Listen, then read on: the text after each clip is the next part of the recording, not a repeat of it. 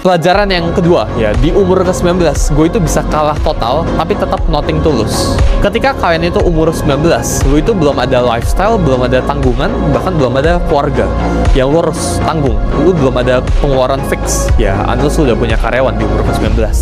Tapi gue berbicara ke 99% misal teman-teman Gen Z gitu ya, kalian itu masih belum punya tanggungan. Tanggungan kalian itu masih di bawah orang tua. Ketika kalian itu nggak punya tanggungan apa-apa, ini merupakan sebuah advantage, ini merupakan sebuah keunggulan yang kalian itu sebenarnya bisa manfaatin. Gagal di umur 19, ya, itu nggak sama kayak orang yang gagal di umur 40.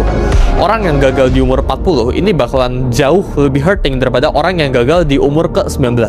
Karena orang yang umur 40 ini bakal punya tanggungan, misal KPR rumah, ya, tanggungan keluarga, harus biayain orang tua. Sedangkan yang umur 19 ini, yang masih kuliah, yang masih SMA, ya, bahkan baru lulus kuliah, ini masih biaya tanggungannya itu bisa ditanggung sama orang tua.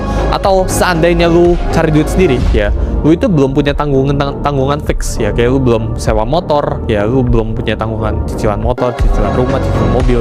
Jadi ketika lu itu bisa gagal di umur kayak misal gua, di umur ke-19 atau di umur yang relatif muda, menurut gua umur yang relatif muda itu di bawah 25, maka lu itu start di titik yang sama. Bahkan lu itu nggak start di titik sama sebenarnya, ya, lu itu start di titik yang lebih maju dikit karena lu bisa nabung pengalaman. Jadi gunakan jatah gagal lu sebaik-baiknya sebelum lu umur 25. Karena setelah lu umur 25, ya, lu itu udah punya tanggungan.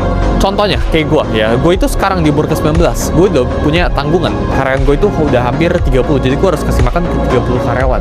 Jadi gue nggak boleh gagal sekarang, ya. Ketika bisnis gue, ya, gue harus mempertahankan reputasi gue. Ya, gue sekarang gagal, setiap kali gue gagal itu disaksikan sama ribuan orang, ya, ratusan ribu orang, bahkan jutaan orang di publik, di media.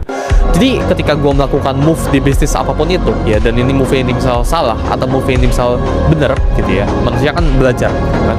Ini sekarang gue itu disaksikan, jadi gue itu udah punya something to lose. Sedangkan kalian yang baru mulai, ya, atau orang-orang yang uangnya itu relatif masih muda umurnya gitu ya, atau belum mulai karirnya sama sekali, ini punya jatah gagal yang baik banget. Dan justru kalian itu harus pakai jatah gagal kalian sebaik-baiknya, karena jatah gagal itu merupakan sebuah pelajaran.